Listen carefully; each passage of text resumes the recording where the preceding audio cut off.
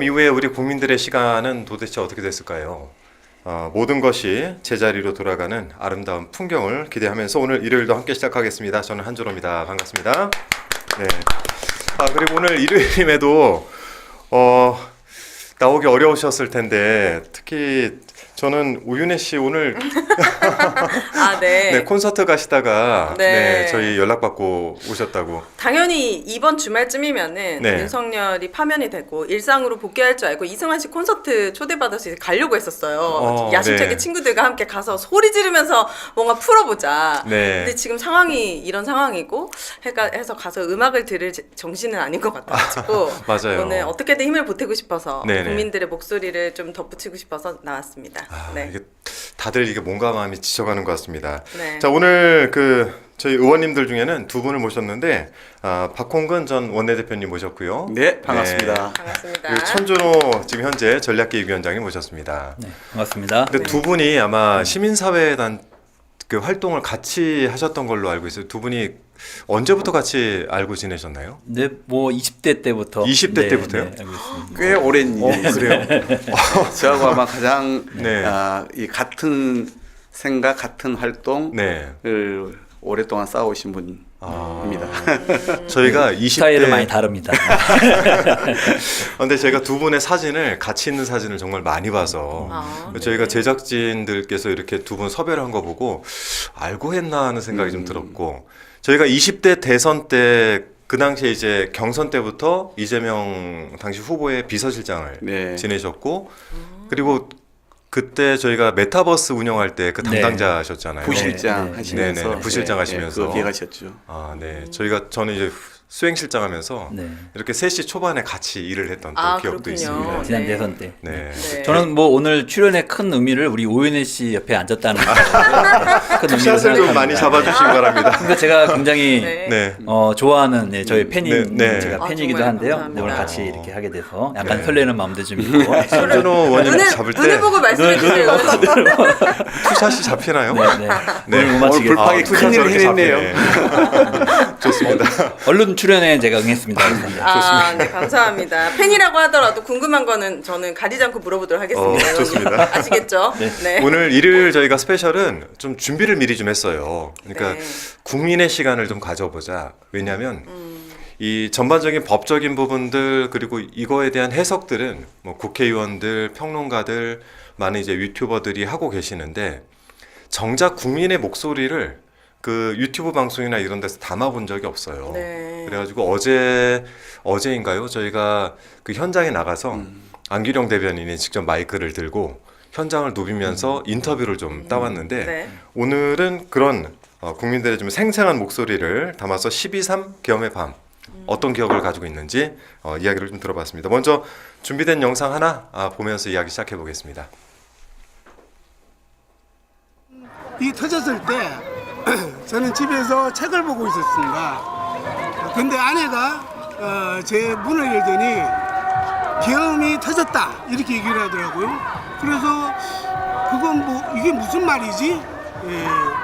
대한민국 국민들은 그 순간을 모두 다 그렇게 느꼈으리라고 생각합니다. 처음에 저는 그 뉴스로 밤에 속보로 보고 알았는데 처음에는 이게 가짜 뉴스 아닌가 이런 생각이 들 정도로 믿기지가 않았고 이게 도대체 무슨 일인가 좀 진짜 계엄이 내려진 건가 해서 좀 약간 그때 당일에는 현실 감각이 좀 없었던 것 같아요. 잠이 없는데 잠이 살짝 들어서 깼는데 10시 한 40분인가 50분경에 이 자막으로 뭔가 이렇게 흘러가더라고요.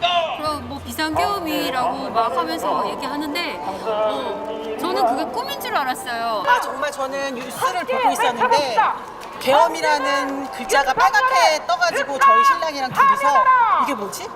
라고 놀래고 믿을 수 없어서 아이들이 사실 밖에 있었거든요. 그래서 아이들한테 전화해서 집으로 빨리 와라 라고 얘기를 하고 굉장히 놀랐습니다. 제가 그날 화요일이었는데 알바를 끝나고 왔어요. 끝나고 저기 밥 먹고 있는데 갑자기 톡방에서 이게 알림이 많이 울리더라고요. 보니까 윤석열이 계엄을 했다라는 소식이었습니다.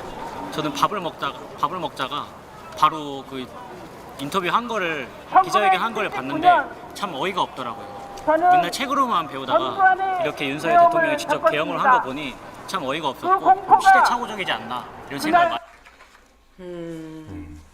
직접 이렇게 시민들의 이야기를 현장에서 좀 담아봤습니다. 제가 어제 네. 한 부부를 만났었는데 경찰이에요. 그런데 이제 이 비상계엄 터진 날 에피소드를 얘기해 주는데 네. 뭐 경보계엄 있고 비상계엄 있고 이렇게 크게 뭐 두 가지가 나뉘는데 네. 이분도 경찰임에도 불구하고 설마 비상계엄이겠어 싶었는데 정말 비상계엄의 생중계를 네. 보고 조용히 아내한테 가서 자고 있었대요. 아내가 일찍 출근해야 되는데 아, 조용히 여보 지금 계엄이 터졌어 라고 하니까 부인이 미친 소리 하지 말라면서 엘보로 이제 그걸 믿을 수가 없다면서 쳐가지고 네. 그러니까 부인도 설마 그런 일이 대한민국에서 일어나? 하고 이제 타박상을 입고 다시 조용히 하면서 아무도 믿질 않으니까 네. 부인조차도 믿지 않으니까 그 정도로 믿기지 않았던 현실이었죠. 그러면 국회 내에서는 이 비상계엄을 할 것이다, 그러니까 계엄을 할 것이다 이런 이야기는 저희가 종종 하고 또 분석도 하고는 있었는데 일반 시민들이 갑자기 막다뜨렸을 때는 이게 진짜 뭔가 맞아요. 그럼 계엄이 터지면 도대체 우리는 어떻게 되는 것인가 이런 걱정들을 좀 많이 하셨던 것 같더라고요. 맞아요. 사실 뭔지도 몰랐어요 저는. 네. 그 비상계엄이 터졌대라고 문자가 왔을 때 뭔지를 알아야지 무섭기도 하고 뭐 하는데 이게 네. 뭐지? 약간 멘붕이 왔었던. 네. 네. 박홍근 의원님은 당시에 막 어떠셨어요? 그 문의 전화들이 엄청 왔다고 그러잖아요. 네. 내일 뭐 우리가 저 학교는 가도 되는 거냐, 회사는 네, 어떻게 네. 되는 거냐. 그러니까 국민들이 맞아요. 접해보지 않았기 때문에 맞아요. 이게 어떤 상황인지. 그 상황이 전개될지 전혀 예측되지 않는 경우잖아요. 물론 연배가 있는 사람들은 과거의 그런 계엄 시절에 대해서 네. 직접적으로는 또는 뭐 저 여러 가지 그 간접 자료를 통해서나 또 기동량으로 이렇게 들은 게 있었을 텐데 네, 네. 그렇지 않은 사람들이 훨씬 많았던 거죠. 그럼요. 저도 뭐 88학번이기 때문에 직접 계엄을 접해본 사람은 아니지요. 네. 그러나 뭐 그날 지역에서 행사 끝나고 집에 가서 막 넥타이를 풀려는 찰나 아내가 막 뛰어들어오더니 여보 하면서 빨리 TV 봐야 된다고 누가 전화했대요. 진성준 정책위 의장의 그 부인께서 네네. 워낙 두 분이 막역한데 빨리 저기 의원님 피신시키라고 해서 아내가 무슨 소리냐고 했더니 빨리 TV 켜보라고 그래가지고 아내가 보고 나서 저한테 얘기를 한 거예요. 근데 실제 윤석열이 담화를 발표하고 있더라고요. 아내 첫마디가 여보 교회에 어디 좀 숨을 데를 알아봐 줄까 이랬어요. 근데 이제 그때 마침 여기 앞에 있는 우리 천준호 전략위원장을 중심으로 우리 텔방에서 네. 신속하게 빨리 국회로 모여야 한다라고 맞아요. 하면서 일사불란하게 우리가 막 네. 그때 움직이게 됐잖아요. 저쪽이 관가한 거예요. 이렇게 빠르게 이렇게 우리가 이제는 이 소위 IT가 발달하면서 거의 실시간으로 의사 소통이 되고 있다는 것, 네네. 또 다음날 본회의가 있어가지고 지방 의원들이 안 가고 있었다는 것 등등을 간과했던 것 같아요. 네. 그러니까 우리한테 그냥 겁주려고 한 게 아니라 실제 하려고 했는데 네네. 우리가 이렇게 정말 그 짧은 시간 안에 일사불란하게 모일 줄을 지들도 꿈에도 몰랐을 거예요. 군대에 가면 그 5분 대기조라고 있어요. 5분 대기조. 이렇게 군화도 신고 언제든지 뭔가 비상 알람이 울리면 뛰어나갈 준비를 하는 그 5분 대기조가 가장 먼저 나가서 그 앞에서 막고 그 사이에 나머지 사람들이 준비하고 나가서 그 다음을 또 막고 이런 네. 식으로 하는 건데 거의 그 군의 5분 대기조 수준으로 움직였던 것 같아요. 근데 그게 그날요. 이번 보면은 시민들도 거의 5분 대기조 수준이었던 것 같아요. 슬리퍼만 신고 나오는 경우도 맞아요. 있고. 퇴근길에 버스에서 내려서 막 달려오신 네. 시민분들도 계시고. 네, 네. 아무래도 사전에 저희가 계엄이 있을지 모른다라고 하는 경고가 사실은 있었기 때문에 네. 사람들은 아이 그 설마 하겠어라고 생각을 하면서도 네. 한 번쯤 그래 혹시 계엄이 터지면 어떻게 해야 되지라는 생각들을 해보셨을 것 같아요. 사실은 그런 것 때문에 신속하게 많은 분들이 모이실 수 있었던 게 아닌가 이런 생각을. 그러니까 작년 가을에 우리 지도부들이 이제 그 말씀을 하실 때 이제 우리가 농담만 진담만으로 계엄 터지면은 그래도 헌법상에 네. 국회가 의원들이 모여서 빨리 해제 결의를 하면 된다라고 하는 이야기들을 저희가 네. 계속 해왔잖아요. 네네. 그러니까 당연히 지금 계엄을 선언했는데 그걸 우리가 막을 수 있는 방법은 빨리 모여서 네. 해제를. 의결을 하는 거다. 결의하는 거다. 여기에서는 다들 기본적인 그런 네. 그 학습이 되어 있었기 때문에 그게 가능하지 않았을까 싶어요. 근데 이제 2차 계엄이 만일 터지면은 저는 이 상황에 국민의힘이 필리버스터라도 걸어올 것 같아요. 아, 막기 못 위해서. 들어가게. 네네, 막기 위해서. 저는 그렇죠. 그런 것들도 굉장히 좀 걱정이 많이 됩니다. 그것뿐만 아니라 여러 가지 뭐 단수 이런 것부터 더 철저하게 할 것이고 이번에 실패한 것을 학습해가지고 뭐 지체 없이 네. 성공할 수 있도록 노력하겠죠. 네. 두 분은 들어오실 때 이렇게 시민들의 도움을 받거나 하신 적이 있으신가요? 이번에는 이상하게 네. 그날도 천준호 의원이 바로 제 앞에 있었고 아, 제가 그래요? 바로 뒤에 있었는데 저는 마침 중간에 네, 국회 정문이 열린 시점이 있었습니다. 네, 그래서 사람들이 많이 밀집해 있었는데 국회의원이라고 이렇게 신문을 밝히면서 문 열어주세요 했더니 열어주더라고요. 그래서 제가 가다 보니까 바로 앞에 천준호 의원이 들어가고 계시더라고요. 네. 저는 이제 몇 번 들어가려고 했는데 경찰이 제지를 해서 이제 네. 못 들어갔어요. 그래서 네네. 차를 타고 국회를 빙빙 돌다가 저희 보좌진 한 명이 저한테 문자를 보내왔는데 지금 정문이 잠깐 열렸다고 글로 오라 그래서 이제 차를 날렸더니 박지원 의원이 들어가고 계시더라고요. 같이 따라서 저는 들어갔는데 네. 그러고 나서 10분인가 있다가 다시 또 이제 거기가 이제 봉쇄됐다고 맞아요, 하는 얘기를 맞아요. 들어서. 근데 들어갈 때는 기분 좋게 들어갔는데 나중에 네. 보니까 담 넘어 가시면서 또 많은 스토리들이 있으셨더라고요. 그러니까요. 그거 생각하면 지금 담 넘어갈 걸 그랬나 이런 생각이 좀 기다렸다가. 들기도 이제 하는데요. 네. 계엄 있고 나서 제가 쭉 보니까 뭐 저희야 이제 계엄 과정에서 국회의원들이 어떻게 역할해서 해제 절차가 있었고 뭐 이런 것들은 이미 많이 이제 이야기가 있었는데 네. 일반인 우리 시민들 중에서 충격받으신 분들이 많았고 네. 물론 저희가 이제 1시에 투표를 통해서 계엄 해제 의결을 했고 또 새벽에 이제 그 윤석열이 나와서 뭐 계엄을 해제한다는 발표도 있곤 했지만 사실은 다시 제2차 계엄이 제 발표가 계엄 선포가 있을 것이다라고 하는 공포나 이 우려감이 상당히 컸거든요. 네네. 그래서 빨리 탄핵해야 된다. 2차 계엄을 막으려면. 네, 왜냐면 네. 다시 또 계엄 선포할 수가 있는 거잖아요. 그래서 저희는 탄핵을 바로 준비를 하고 했는데 그 한 번 실패하고 그 다음 주에야 이제 탄핵이 그렇죠. 이루어졌는데 그 과정에 정말 일반 그 우리 생활하는 시민들의 삶은 굉장히 사실은 많이 파탄나 있었더라고요. 모든 약속들이 다 취소가 됐나 봅니다. 그럼요. 네. 단체 네. 모임 뭐 이런 거 다 안 됐고 연말이라 송년회도 많이 돼 있었는데 그래서 뭐 자영업 하시는 분들 다 약속 취소되고 일정이 없어져서 정말 사실은 크게 어려움 많이 겪으셨고 특히 여행 가려고 계획했던 분들이 또 여행 취소를 많이 하셨나 봐요. 맞아요. 그 기사들이 지금 네. 주말 사이에 많이 나왔죠. 14일에 탄핵 헌재에서 인용을 할 것이다.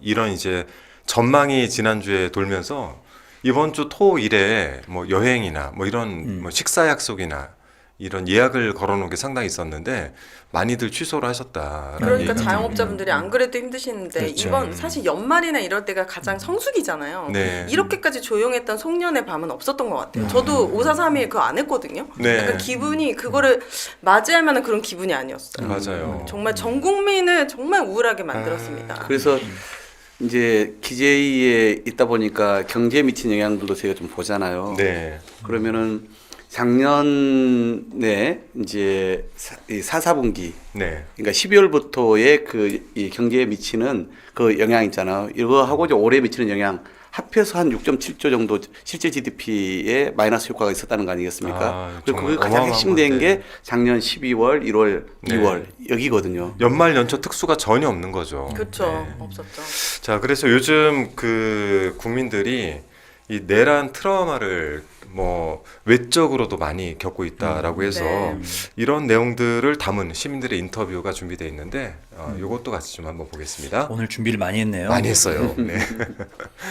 하고 불안해하고 그런 국민들이 많은 것 같아요. 어떻게 보셨어요? 그 장면은?